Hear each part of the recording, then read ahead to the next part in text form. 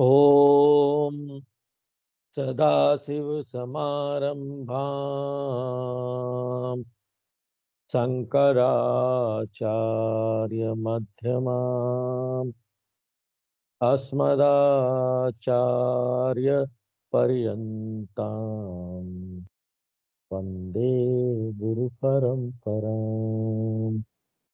ओम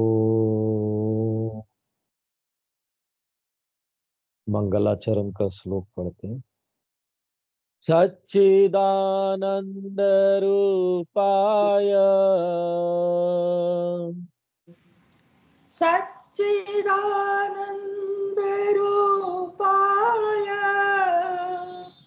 विश्वोत्पत्त्यादि Hathaway विश्वोत्पत्त्यादिहेतवे तापत्रय विनाशाय तापत्रय विनाशाय श्री कृष्णाय वयं नुमः। श्रीकृष्णाय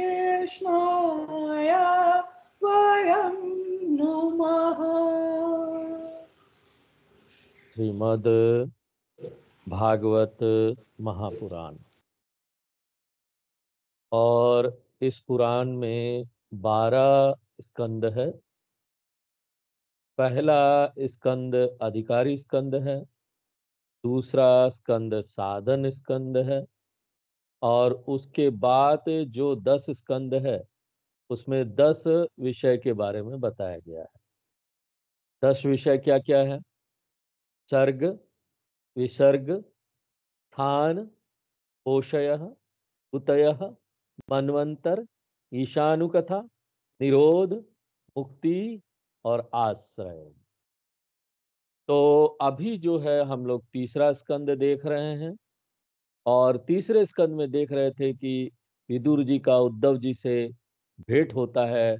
उद्धव जी उनको बोलते हैं कि आपको ज्ञान जो है मैत्री ऋषि देंगे, और मैत्री ऋषि के पास वो पहुंचते हैं और प्रश्न पूछते हैं। और उसके बाद मैत्री ऋषि बोलते हैं कि देखो, सृष्टि का निर्माण इस प्रकार से हुआ। वो सृष्टि के निर्माण के बारे में बताते हैं। सर्गा, तो पहला विषय आ रहा है सर्गा। सर्गा यानी सृष्टि का निर्माण कैसे हुआ, सूक्ष्म सृष्टि कैसे बनी, फिर उसके बाद स्थूल सृष्टि में कैसे आई। तो देखिए, जब ब्रह्मा जी तप करते हैं और तप करने के बाद, इतना विचार करने के बाद फिर सृष्टि का निर्माण शुरू करते हैं, तो एक विचित्र बात आती है। वो अपने कान, आंख, जांघ आदि से सृष्टि का रचना करते हैं। तो हम लोग जब ये सब बातें पढ़ते या सुनते हैं ना, तो हमको ना स्वीकार करना बड़ा कठिन हो जाता है। हमको लगता है ये सब क्या चीज है। यह मानस सृष्टि है। मन से सृष्टि का विस्तार करना, मन वाली सृष्टि, मन के अंदर की चीजें सब आ रही है, सूक्ष्म वाली आ रही है। जैसे स्वप्न में हम पूरी दुनिया रचते हैं ना। अब वहां बताइए कि वो जो दुनिया स्वप्न में हम रचते हैं, कहाँ से रचते हैं? कहाँ से आता है माल मसाला? कान से आता है, नाक से आता है, कहाँ से आता है? कोई अंतर पड़ता है क्या? कहीं से भी आता हो, आता है ना। तो आगे जब वर्णन आता है कि ब्रह्मा जी जब सृष्टि की रचना करने लगे, तो पहले सनत कुमारों को बनाया। उन्होंने सनत कुमारों को सृष्टि बढ़ाने के लिए कहा, तो वो बोले नहीं नहीं, हम तो भगवान का ध्यान करेंगे। हाँ? हम तो सन्यास परंपरा में जाएंगे। अब यहाँ पर कोई सन्यास में जाएगा शुरू में ही, जन्म लेते ही, तो फिर दुनिया कैसे आगे बढ़ेगी? अब तो ब्रह्मा जी को आ गया गुस्सा। हाँ? अब क्रोध को भी, ये सारी चीजें किसने बनाई? ब्रह्मा जी ने बनाई। क्रोध को भी ब्रह्मा जी ने बनाया। अब पुत्र है, पिता की बात मान ही नहीं रहा, सनत कुमार को उन्होंने बनाया। जाओ शादी करो, बच्चे पैदा करो, सृष्टि बनाओ। हाँ? नहीं नहीं, हम तो नहीं कुछ करेंगे ये सब भैया, वैराग्य ही ठीक। अब आया, उनको क्रोध आया, तो उनके क्रोध से नीले और लाल रंग का बालक प्रकट हुआ, और वो प्रकट होते ही रोने लगा। ब्रह्मा जी ने उससे पूछा, तू रोता क्यों है? तो बोला, मेरा नाम बतलाइए और ये भी बतलाइए कि मैं कहाँ रहूं। तो ब्रह्मा जी ने उससे कहा, जन्म लेते ही तुम रोने लगे हो, इसलिए तुम्हारा नाम क्या होगा? रुद्र। ब्रह्मा जी ने उसे रहने के लिए स्थान दिया और अनेक पत्नियां भी दे दी। फिर कहा, जाओ अब तुम सृष्टि करो। तब उसने जो सृष्टि की वो बड़ी भयंकर होने लगी। रोने वाला जो रोते रोते आया है, रो रहा है, आते साथ भी रो रहा है, कैसा सृष्टि बनाएगा? वो सबको परेशान करने लगा। तो ब्रह्मा जी बोले, ये क्या हो गया? कभी सृष्टि बनाने को कहना पड़ता है, तो कभी रुको रुको भैया, बहुत हो गया, तुम बहुत गड़बड़ कर लिए, रुक जाओ। तो ब्रह्मा जी ने उससे कहा कि तुम ऐसी सृष्टि रचना बंद करो और जाके ना थोड़ा तप करो, ध्यान करो, जाओ साधना करो। और वो भी यही चाहता था तो नमस्कार किया, ध्यान करने के लिए चला गया। उसके बाद ब्रह्मा जी ने संकल्प से, अपने संकल्प मात्र से मरीचि, अत्रि, अंगिरस, पुलत्स्य, ये 10 पुत्रों को उत्पन्न किया और उनसे कहा, तुम सब अब सृष्टि को आगे बढ़ाओ। अब देखो, ये ब्रह्मा जी क्या है? सूक्ष्म समष्टि ही ब्रह्मा जी का शरीर है। सूक्ष्म समष्टि, total body is Brahma ji. Total body नहीं दिखने वाला, इनविजिबल, सटल टोटल बॉडी। तो उन्हीं से समस्त संस्कार भी व्यक्त होते हैं। भीतर का जो संस्कार है, समष्टि संस्कार उनकी उपाधि है। तो जो संस्कार का भंडार है, निधान है हमारे मन के अंदर, भीतर ना, हाँ, बहुत सारे संस्कार पड़े हुए हैं जो बाहर नहीं आते। पुराने कई जन्मों से ना वो गठरी बना पड़ा अंदर संस्कार का। समय समय पर वो प्रकट होता है। कोई भी ट्रिगर पॉइंट मिलता है व्यवहार में, कभी कोई कुछ बोल दिया तो वो ना बाहर आता है, क्रोध के रूप में बाहर आता है, जलन के रूप में बाहर आता है, काम, क्रोध, मद, लोभ, मोह। खाली यही नहीं, भक्ति के रूप में भी बाहर आता है। भगवान के अच्छे संस्कार अंदर हुए, भक्ति के रूप में बाहर आएगा। भगवान की भक्ति कर रहे हैं हम, मुक्ति प्राप्त करना है हमको, तो काम का संस्कार प्रकट हुआ, क्रोध का संस्कार प्रकट हुआ। वेद, उपनिषद, इतिहास, पुराण, विद्याएं, प्रणव, अक्षर, स्वर, यज्ञ, दान, तप, धर्म, आश्रम, सारे के सारे ब्रह्मा जी से ही प्रकट हुए। तो नारायण भगवान से शक्ति प्राप्त कर ब्रह्मा जी अनेक प्रकार की सृष्टि रचते हैं। अब उन्होंने देखा कि मानस सृष्टि से तो कुछ हो जा रहा नहीं है, सब मन के अंदर सूक्ष्म है। तो उनको लगा भौतिक सृष्टि बनानी ही पड़ेगी। भौतिक सृष्टि बनाए बिना सृष्टि स्थिर नहीं रह सकती। सृष्टि का अधिक विस्तार नहीं हो रहा था, तो इस बात से वो चिंतित थे। वो ऐसा सोच ही रहे थे कि उनका जो शरीर है ना, 2 भागों में विभक्त हो गया। जो 2 भागों में शरीर विभक्त हुआ, उन भागों में से एक से मनु, एक से शत्रुपा प्रकट हुए, मनु शत्रुपा। तब ब्रह्मा जी ने उनको आदेश दिया, तुम लोग जाओ सृष्टि का विस्तार करो।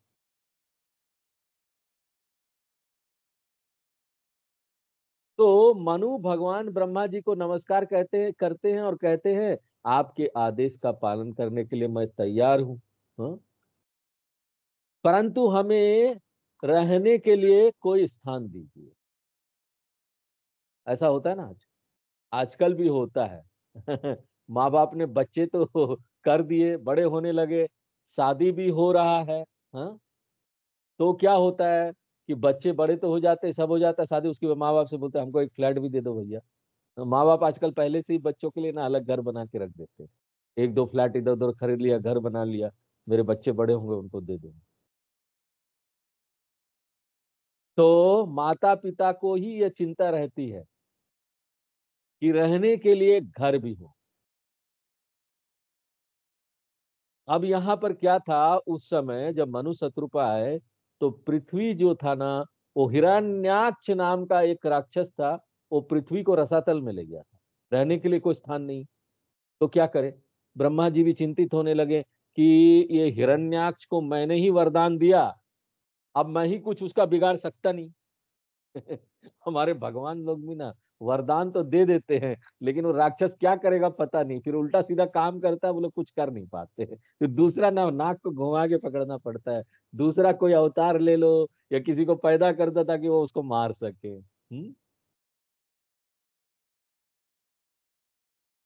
अब ये हिरण्याक्ष का जो कथा है ना, हम आगे देखेंगे। ब्रह्मा जी चिंता कर ही रहे थे कि उनके ना नाक से छोटा सा सुअर निकला, वराह वराह अवतार निकला। अब ऐसा सुनने से हमको लगता है कि अरे भाई, पुराणों में ये क्या बातें सब लिखी हुई है। नाक से नाक से कोई चीज पैदा हो गया। अब गुरु शिष्य परंपरा से अगर ज्ञान प्राप्त न होना, अपने आप किताब पढ़ के हम पढ़ेंगे तो ये सब अजीब ही लगेगा। ये क्या उठपटांग बातें सब लिखी हुई है ऐसे लगेगा। देखते देखते वो छोटा सा वरा हाथी जैसा बड़ा हो गया और वहां से चल पड़ा, और चलकर उसने सीधे समुद्र में प्रवेश किया। समुद्र में जाकर जब वह पृथ्वी को उठाकर ऊपर लाने लगता है, तो हिरण्याक्ष उसे रोकने के लिए आता है और मारने लगता है। लेकिन वराह भगवान पृथ्वी को पहले समुद्र से बाहर लाकर रख देते, स्थापित कर देते, और फिर उसी वराह अवतार द्वारा हिरण्याक्ष का वध होता है। तब सारे ऋषि मुनि देवता सब ना वराह भगवान की स्तुति करने लगते हैं कि आपने हमको बचा लिया, आप जीत गए, जीत गए। नमः कारण सुकराय। आप कारण सुकर है। देखिए, कारण सुकर के दो अर्थ होते, एक अर्थ है एक वराह रूप में, सुकर रूप में, कार्य के रूप में तो वो दिखाई दे रहे हैं। लेकिन ये कार्य नहीं है, समस्त जगत के कारण है भगवान। सुकर सुअर के रूप में दिखाई देने के बाद भी ना वो जगत के कारण है। अब ये किसी कारण से सुअर बने हैं। हाँ, ये सुअर है नहीं। हाँ? सुअर के रूप में दिखाई देते हैं, वास्तव में जगत के आदि कारण है। जगत के आदि कारण है। हाँ? सब उसकी प्रशंसा करते हैं, अवतार है, स्तुति करते हैं। अब भगवान सुअर के रूप में, उनको कोई प्रॉब्लम नहीं है, वो कोई भी रूप में अवतार लेके आ सकते हैं। हम लोग बोलेंगे तो बड़ा सुअर हो गए हो। सुअर जैसे गलत समझते हैं। लेकिन यहाँ तो भगवान सुअर का अवतार लेके आ जाते हैं जब जरूरत पड़ता है, और पूरा देवता, पूरी जो सृष्टि है उनका ना देखो नमन करती है, प्रशंसा करते हैं, स्तुति करते हैं। तो अब इस प्रसंग पर हम थोड़ा विचार करते हैं आध्यात्मिक रूप से। नाक से सुअर का जन्म हुआ, ये सब क्या बात है? इसका रहस्य ऐसा है। देखो, तत्वबोध में भी हमने पढ़ा था ना, आकाश का गुण क्या है, वहां पढ़ा था। आकाश का गुण है शब्द। वायु का क्या है? स्पर्श। वायु आने से स्पर्श आया, स्पर्श गुण। जब आकाश आया तो शब्द आया। साउंड कैनॉट ट्रेवल, ये पूरा साइंस है। साउंड कैनॉट ट्रेवल विदाउट आकाश, स्पेस के बिना। वायु आया, तब जाकर छूते ना ठंडा गर्म लगता, बिना वायु, जहां वायु नहीं है आपको कोई स्पर्श का अनुभव नहीं होगा। अग्नि का क्या गुण है? रूप। जब अग्नि आई ना तब रूप आया, ये पंच महाभूत। और जल का क्या है? रस। आप मुंह में ना नमक रखिए, और उसके बाद ना सुखा सुखा के जीभ को, रस नहीं होना चाहिए, थोड़ा भी जल नहीं होना चाहिए, और नमक रखिए, आपको कोई फील ही नहीं लगेगा, नहीं उसका टेस्ट क्या है। और पृथ्वी का तत्व क्या है? पृथ्वी का गुण क्या है? गंध। और गंध कहां से ग्रहण होता है बोलो? नाक से ही होता है ना। इसके लिए कोई दूसरा उपाय नहीं है। गंध नाक से ग्रहण होता है। इंद्रियों को भगवान ने बनाई ऐसा है, एक एक इंद्रियों के द्वारा एक ही विषय का ग्रहण होता है, और एक इंद्रिय अपने दूसरे इंद्रियों के विषय का ग्रहण नहीं कर सकती। तो गंधवती या पृथ्वी है। पृथ्वी यानी गंध, यानी नाक। अब भगवान को यदि पृथ्वी का उद्धार करना है, पृथ्वी को छुड़ा के लाना है रसातल से, तो ना उनको पृथ्वी का प्रेमी बनकर आना पड़ेगा ना। हाँ? पृथ्वी से रिलेशन हो कुछ। पृथ्वी से सर्वाधिक प्रेम कौन करता है? सुअर करता है। उसकी गर्दन पृथ्वी की ओर ही होती है, कभी ऊपर की ओर नहीं होती, और गर्दन नीचे कर कर चलता है। पृथ्वी का जो सबसे गंदा चीज है वो खा लेता है। इससे पता चलता है कि पृथ्वी से कितना अधिक प्रेम है। और दूसरी बात है, दोनों का गुण समान है। सुअर का आप देखिएगा, सुअर का जो है नाक, आदमी के नाक से, किसी से नाक से सबसे ज्यादा तेज होता है। उसका नाक ही मुख्य होता है, नाक से वो गंध लेता है। आदमी के नाक से 200 गुना तेज होता है उसका नाक। तो रिलेशन है, पृथ्वी से रिलेशन है। पृथ्वी का शब्द, पृथ्वी का गुण भी गंध है, और सुअर का भी मुख्य क्या है? नाक है, नाक से गंध लेता है। तो यहां पर वो सारी पृथ्वी का गंदा चीज भी खा लेता है।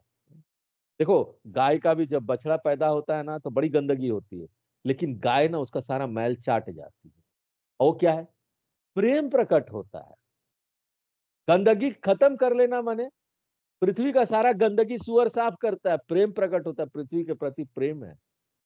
उसका बच्चा है, उसके बच्चे में वो गंदगी बर्दाश्त नहीं कर पाती। ये नहीं कि गंदा हो गया, गैया खड़ी है, उसका बच्चा हुआ, उसको मारती, हट गंदा गंदा, भाग यहां से। एक बार मैंने एक पिता को कहा कि क्या गंदा बच्चा है। हा? हा?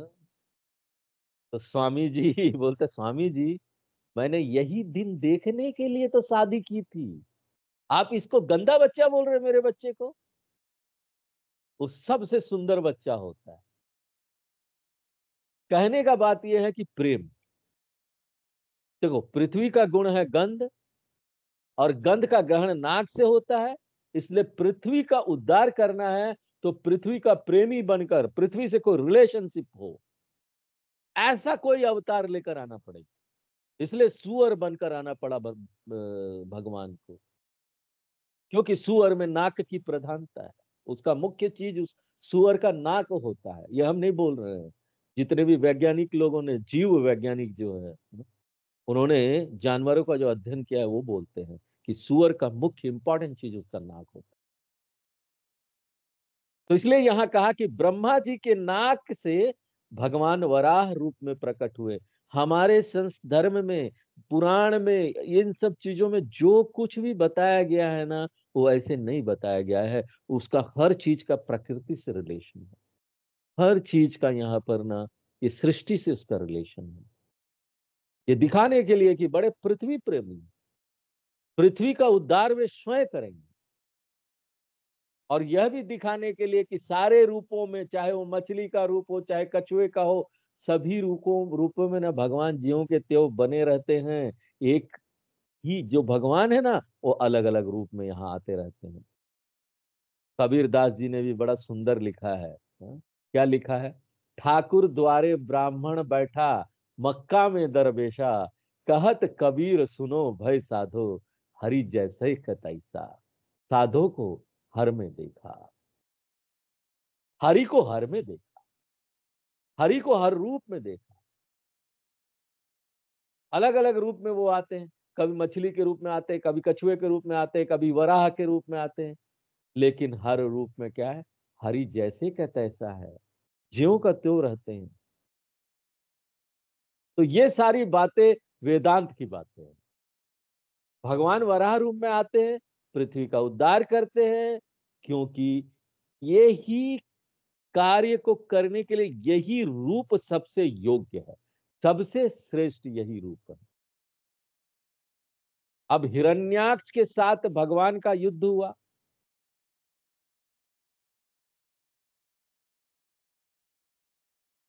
तो देखिए, यहाँ पर ऐसा सुनने पर हम लोगों को भी इस विषय में थोड़ी और बातें जानने का मन में उत्सुकता होता है।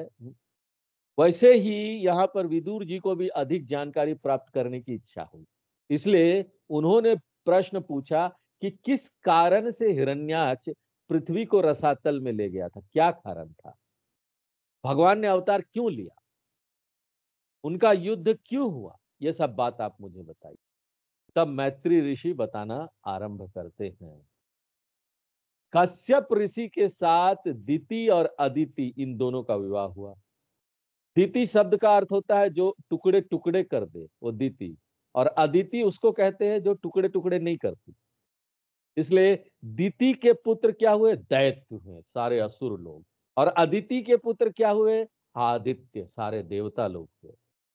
अब देखो, दिति और अदिति दोनों बहनें हैं और कश्यप ऋषि की पत्नियां हैं।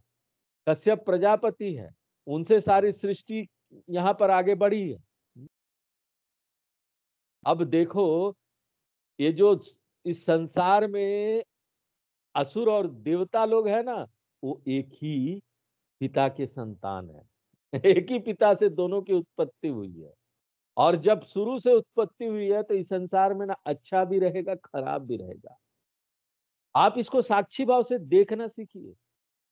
संसार में अच्छा खराब दोनों रहेगा, ऐसा कभी भी नहीं होगा ना इस संसार में कि ना अच्छाई ही अच्छाई आ गई। दोनों रहने वाले और दोनों में युद्ध चलता रहेगा। जब तक दो रहेगा युद्ध चलेगा, ये वेदांत की बातें हैं। अच्छा खराब दोनों है ना, हाँ? युद्ध चलेगा हमेशा। और ये हर एक स्तर पर चलता है। बाहर भी आपको दिखाई देगा, लोगों के बीच इस संसार में एक देश दूसरे देश के साथ युद्ध कर रहा है। यूक्रेन रशिया के साथ युद्ध कर रहा है। इसराइल में युद्ध चल रहा है पैलेस्टीनियन के साथ में। हाँ? हिंदुस्तान पाकिस्तान में हमेशा तनाव रहता है। हाँ? उसके बाद इस देश के अंदर आपस में राजनीतिक पार्टियां लड़ रही है। इस देश के अंदर ही लड़ाई चल रही है। घर पे आ जाइए, घर पे लड़ाई चलती है। घर में आपस में भाई भाई झगड़ा करते हैं, अच्छा है कोई खराब है। और उसके बाद और भीतर आ जाइए, अपने भीतर हमारा ही मन सुबह अच्छा रहता है तो शाम को खराब हो जाता है। कई बार हमारा ही मन दूसरों के लिए बुरा सोचता है, कई बार हमारा ही मन दूसरों के लिए अच्छा सोचता है। मन में भी महाभारत चलता, अच्छा करे कि खराब करे, ये रास्ता सही है कि ये गलत है।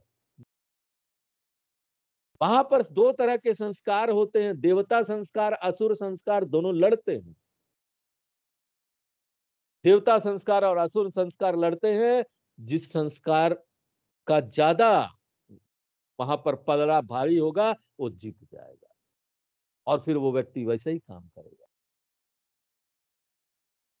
तो जब तक हम दो देखेंगे ना, यहाँ अच्छा बुरा, तब तक यहाँ पर ना हमारे मन में भी तनाव लगा रहेगा। हर समय हम इसके उतार चढ़ाव में चलते रहेंगे। इसलिए इससे अंततोगत्वा बाहर निकलने के लिए वेदांत का ज्ञान है। साक्षी बनकर हमको इसको देखना है। ये भगवान गीता में भी बोलते हैं, सर्वधर्मान परित्यज्य। धर्मान क्या, ये अच्छा बुरा सब धर्म है, ये गुण है, ये गुणा गुणेषु वर्तन्ते। ये लड़ते रहेंगे आपस में, भिड़ते रहेंगे आपस में। और हमको भी शरीर के रूप में इसी संसार में रहना है, तो हमको कैसे रहना चाहिए वो सीखना चाहिए। गीता यही सिखाती है, हमारे शास्त्र यही सिखाते हैं। तो ये तो वेदांत की बातें हो गई। आगे अब हम आगे बढ़ते हैं, हमारी कथा में क्या चल रहा है। तो एक दिन ऐसा हुआ कि शाम का समय था। कश्यप ऋषि संध्या वंदनम करने के लिए बैठे थे। तो उसी दिन न दिति के मन में बड़ी भयंकर काम वासना जागृत हुई और वो कश्यप ऋषि के पास जाकर कहने लगी, मेरी इच्छा पूरी कीजिए। कश्यप ऋषि ने कहा, तुम्हारी इच्छा है वह तो ठीक है, लेकिन ये शाम का समय है, ये ठीक नहीं है, ये टाइम ठीक नहीं है। इस समय रुद्रादि देवता विचरण करते रहते हैं शाम के समय में, और इस समय इस प्रकार का काम अधर्म हो जाएगा। इसलिए वो गुस्सा हो जाते हैं कि ये योग्य समय नहीं है। लेकिन न बोला जाता ना, काम आतुरा नाम न भयम न लज्जा। एक बार जिसके मन में कामना आ गई, आवेश आ गया, तो फिर ना उसे न तो भय लगता है ना लज्जा आती है। बाद में अवश्य मन में खराब लगता है, बाद में अवश्य भय लगता है, लज्जा भी आती है, लेकिन उस समय नहीं। उस समय तो बस वो काम ऊपर मन में चढ़ जाता। वो देखो पूजा करना चाह रहे थे, वो संध्या वंदनम करना चाह रहे थे, और ये जो दीति है, हाँ, वो उनका ना वस्त्र खींचने लगी, उत्तरीय वस्त्र खींचने लगी। तब कश्यप ऋषि ने भगवान का ध्यान किया, उनको नमस्कार किया कि भगवान ये कैसी परिस्थिति आ गई है, देखो एक कैसी स्त्री है। उन्होंने सोचा कि इसको इतना समझा रहे हैं फिर भी इसको ये बात समझ में नहीं आती, तो लगता है भगवान या आप ही का कोई प्रबल संकल्प है, अन्यथा इतनी सी बात दीति को समझ में क्यों नहीं आ रही है। क्या इतना भी अकल नहीं है उसके अंदर कि अभी संध्या वंदनम चल रहा है, और ये काम नहीं होना चाहिए। ऐसा सोचते हुए वे संध्या वंदन से उठ गए। तो देखो ये कश्यप ऋषि, ये लोग ऋषि थे, बड़े विरक्त लोग थे, उनको ना किसी बात से कोई अंतर नहीं पड़ता था। क्या हो रहा है, देखो आगे हम देखेंगे कि ऐसे अनासक्त थे कि कुछ पूछो नहीं।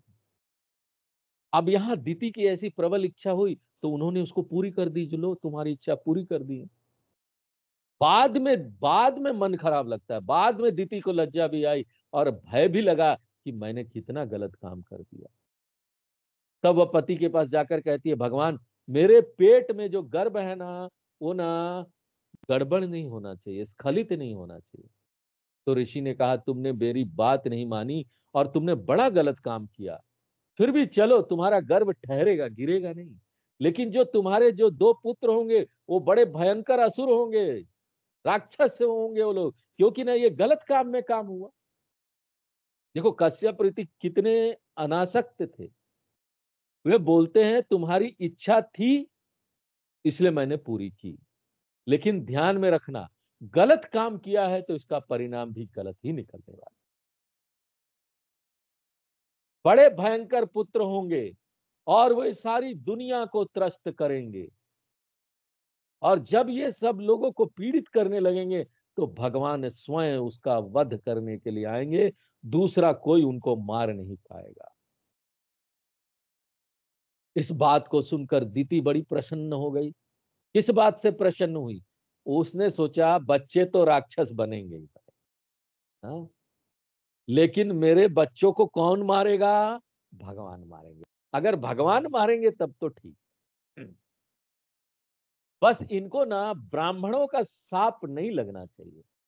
ब्राह्मणों के श्राप से जब कोई मरता है ना तो उसको नरक में जाना पड़ता है, और जो भगवान के हाथ से मरता है उसका तो उद्धार ही हो जाता है। मैंने गलत काम किया, स्वीकार किया कि मैंने गलत काम किया है, इसलिए बच्चे बुरे तो होंगे ही, हाँ? सो तो ठीक है, अब क्या करें, वो जो हो गया तो हो गया। देखो इतने विरक्त लोगों के बीच में भी ना, देखो कितना भयंकर ये इंद्रियां कितनी भयंकर कैसे मोहित कर देती है। इसलिए हमको ना जीवन में व्यवहार बड़े सावधान रहकर करना चाहिए, हाँ? इंद्रियां कभी भी हमको मोहित कर सकती है। भगवान में उसकी ऐसी भक्ति देखकर ना कश्यप ऋषि बहुत प्रसन्न हुए और बोले, तुमको अपने किए पर पश्चाताप हो रहा है और भगवान में तुम्हारी भक्ति भी है, इसलिए मैं तुमको वरदान देता हूं। तुम्हारे लड़के तो असुर होंगे, लेकिन उनमें से एक लड़के का जो लड़का होगा वो महाभागवत होगा, हमारे वासुदेव जी का भक्त होगा। और वो कौन होगा? प्रहलाद होगा। वो कैसा होगा? बड़ी सुंदर श्लोक है, इसलिए हमने चुना है कि कम से कम इसको हम लोग पढ़ते हैं। अलम पट शील धरो गुणाकरः, अलम पट शील धरो गुणाकरः, हृष्ट परर्ध्या व्यथितो दुखी तेषु, हृष्ट परर्ध्या व्यथितो दुःखीषु, अभूत शत्रुर्जगत शोक हरता, अभूत शत्रु जगतः शोकहर्ता, नैदाघिकं तापमिवोडुराजः, नैदाधिकं तापमिवोडुराजः। सोचो कैसा होगा वो, विषयों में अनासक्त होगा। ऐसा भक्त होगा प्रहलाद कि वो ना विषयों में, बचपन से ही उसको ना विषयों में कोई राग ही नहीं रहेगा। शीलवान रहेगा, गुणों का भंडार रहेगा, दूसरों की समृद्धि में, सुख और दुख में दुख मानने वाला होगा। वो सुख में सुख मानेगा अपना, दूसरों का सुख हो रहा है ना सुख मानेगा, दूसरों का दुख हो रहा है ना उसको दुख ही लगेगा, उसका कोई शत्रु नहीं होगा। और वो ना चंद्रमा के समान होगा जो ना ग्रीष्म ऋतु के ताप को हर लेता है, दूसरे के दुख को हर लेगा, ऐसा होगा। वो संसार के शोक को शांत करने वाला होगा।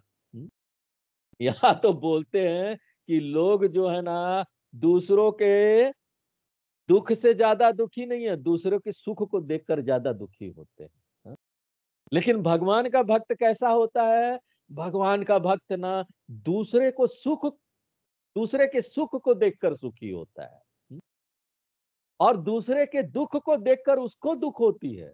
हमेशा दूसरों के बारे में सोचता है। अगर हमको भगवान का भक्त होना है ना, तो हम सिर्फ पूजा पाठ कर कर भगवान के भक्त नहीं हो सकते, हमको ये समझना चाहिए। ये बड़ी छोटी सी चीज है, लेकिन व्यवहार में हमको ध्यान रखना चाहिए, क्या हमारे कर्म से दूसरों को नुकसान तो नहीं पहुंच रहा? हम अपनी सुविधा के लिए दूसरों को नुकसान तो नहीं पहुंचा रहे हैं? दूसरों को दुख हो रहा है तो उसके दुख को दूर करने के लिए हम जो कर सकते हैं करें। हमारे पास जितना भी साधन है, हाँ? कई बार पैसे नहीं होते हैं, कुछ हमारे पास साधन नहीं होता है और दूसरे को दुखी देखकर हम उसकी सहायता करना चाहते हैं। कई बार लोग आते हैं मांगने के लिए, इतना पैसा दे दीजिए स्वामी जी, हाँ? हमको कुछ जरूरत है। लेकिन क्या करें, पैसे हर सबके पास तो लिमिटेड होता है ना, पैसा इतना नहीं हो जाता है सब लोग दूसरों की मदद कर दें। हाँ? पैसे से नहीं कर सकते हैं, लेकिन आप अपने जवान से कर सकते हैं ना, वो तो फ्री है। आप उसका साथ दीजिए, जवान से साथ दीजिए, अच्छी बातें कीजिए। किसी के यहाँ किसी की मृत्यु हो गई है, जाइए, कुछ नहीं कर सकते हैं तो उसको दो शब्द बोलिए कि हम तुम्हारे साथ हैं, मत चिंता करो, इससे बाहर आ जाओगे। ये शब्द ही ना उसको ना सांत्वना दे देंगे, उसके मन को अच्छा कर देंगे। तो हमको ना हमेशा जब भी कोई दुखी है ना, सोचना चाहिए कैसे हम उसके दुख को दूर कर पाए। अपने अगल बगल हमारे लोग होते हैं, हाँ?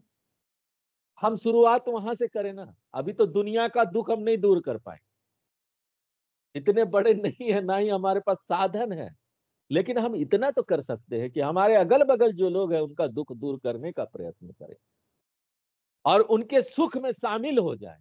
अगर उनके उनके मन में बड़ा खुशी हो रहा है कोई चीज को प्राप्त करके, तो आप भी बोलिए वाह क्या सुंदर बात है, देखो उसकी अच्छी चीजें निकाल के बताइए, देखिए उसका मन कितना अच्छा हो जाएगा। आप उसके लिए बहुत अच्छा करेंगे, क्योंकि जब किसी को कोई चीज प्राप्त होती है, कोई सफलता मिलता है और उसको बाकी सब लोग अच्छा अच्छा बोलते हैं, तो उसके मन का उत्साह और बढ़ता है और वो आगे अच्छा काम करता है। तो इस तरीके से भगवान का अगर भक्त बनना है ना, आप चाहे कि भगवान हमको प्रेम करना चाहिए, तो ना हमको देखना पड़ेगा क्या हम दूसरों के सुख दुख में काम आ रहे हैं, क्या आ रहे हैं कि नहीं आ रहे हैं, ये काम हमको करना पड़ेगा। जितना हमारा भगवान के प्रति भक्ति बढ़ेगी, उतना ही हम संसार के प्रति सूक्ष्म होते जाएंगे। ये सारा व्यवहार हमको दिखाई देगा कि हमको व्यवहार में ऐसा करना चाहिए, नहीं करना चाहिए, किसी को दुख पहुंचेगा, किसी को सुख पहुंचेगा, पीड़ा होगा हमको कि मेरे व्यवहार से ना हम किसी को दुख पहुंच गया है। किसी को अगर ऐसा मन में पीड़ा हो रहा है ना, समझ लीजिए वो भगवान का भक्त है। बिना भगवान के भक्ति के ये चीज आती नहीं।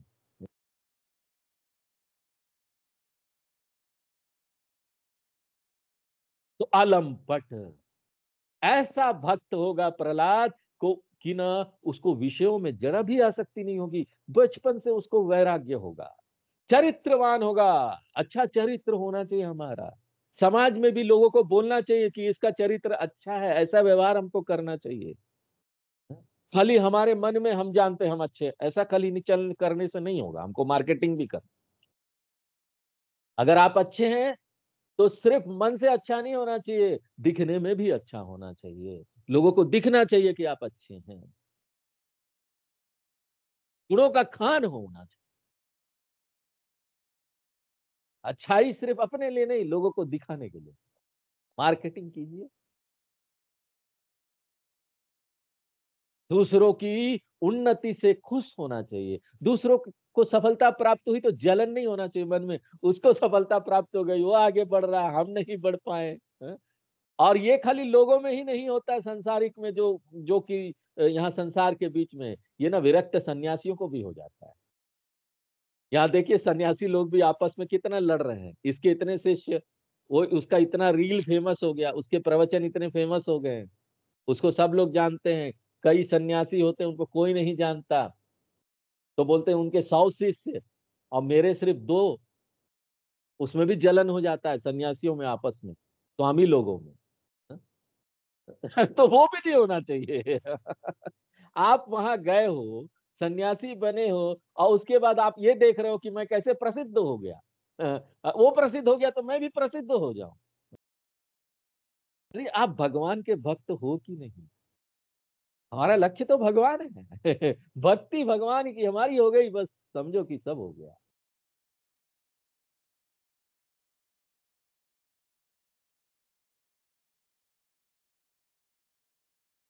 आज हम लोग यहीं पर विराम देते हैं, आगे फिर नेक्स्ट। ओम पूर्णमदः पूर्णमिदं पूर्णात् पूर्णमुदच्यते पूर्णस्य पूर्णमादाय पूर्णमेवावशिष्यते। ओम शांति शांति शांति।